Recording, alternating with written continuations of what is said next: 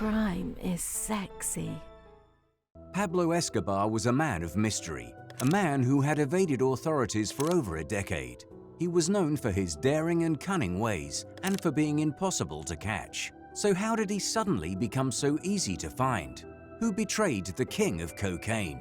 In this video, I will use testimonies from Escobar's own son to uncover the inconsistencies surrounding his father's death. The official account of Pablo Escobar's death is that he was shot by the police while trying to escape. But there's more than one official version of what happened. As you know, the official version of what happened is that Pablo Escobar was shot by the police while trying to escape. Well, we have more than one official version. If you ask the North Americans, they will tell you we were the ones who killed Pablo Escobar. And if you ask the Colombian police, they will tell you we were the ones.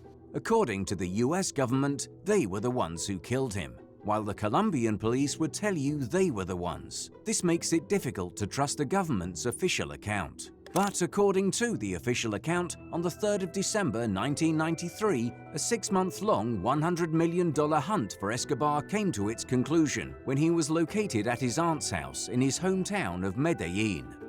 This part of the account is true, but it begs the question, how did they track him? According to the authorities, Escobar had made a phone call to his son. Él me dice a los, no sé, habrá sido la quinta llamada. Ahorita te llamo.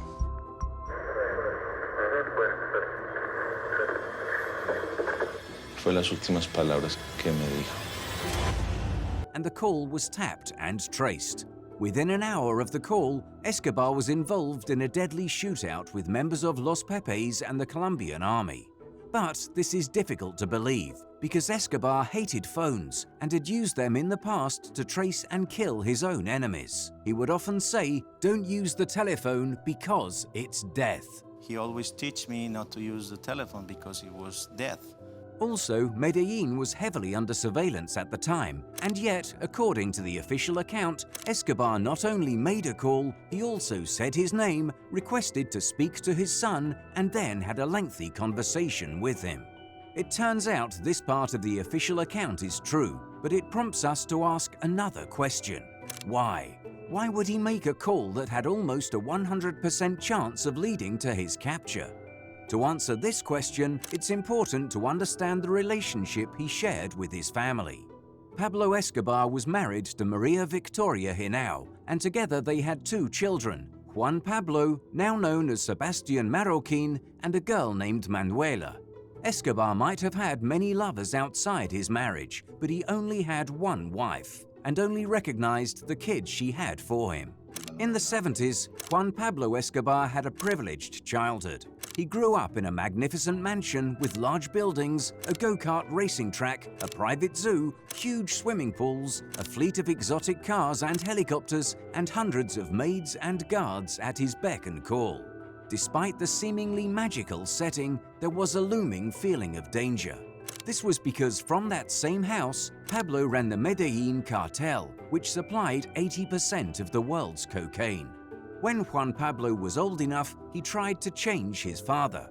He recalled, "When I saw the bombs in the news, I told him, look at what's going on. You don't have to do this. You should not do this.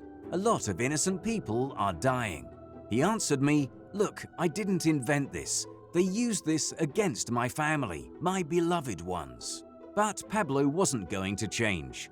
From then on, everything went smoothly for the Escobar family until Pablo made a terrible error. He blew up a plane with 100 innocent passengers, and unfortunately for him, 2 Americans were also on board. This gave the US government an excuse to intervene in Escobar's capture. The US sponsored a Colombian-run paramilitary group called Search Block, worked with a group of anti-Escobar vigilantes, and colluded with rival cartels. Eventually, Pablo Escobar gave in and agreed to retire to a private prison, La Catedral. But while he was there, his family had to move between hideouts, never staying in one place for more than a few days, and living in constant fear of waking up with a gun pointed at their faces. Pablo even taught them how to kill themselves to avoid capture and torture. Every day that Pablo spent in La Catedral, he lost allies. Most died fighting for him, and the ones who survived handed themselves over to the authorities. Ultimately, Pablo's family was forced to lodge in a hotel in Bogotá, where they could be killed at any moment. Pablo was aware of this, and he was also aware that no one really wanted his family, but they wouldn't hesitate to kill them to get him if that was the cost. So he hid his family in La Casa Azul, a hideout he had built in the past. He knew he had to make a choice quickly. He could betray his family and live, or betray himself and give his family a second chance at life. He chose the latter and ran up to the barrio rooftops of Medellin with El Limón, his personal bodyguard. He was certain that he would meet his death, and he probably knew this. There are no recordings of his death, only pictures and the location of his gunshot wounds. According to official reports, Pablo Escobar was found dead with a bullet wound through his right ear, the same method of suicide he had taught his son and wife in order to avoid torture and capture. So, if you're still wondering who betrayed Pablo Escobar, you have your answer. It was Pablo Escobar himself. Only Pablo could have ever betrayed Pablo.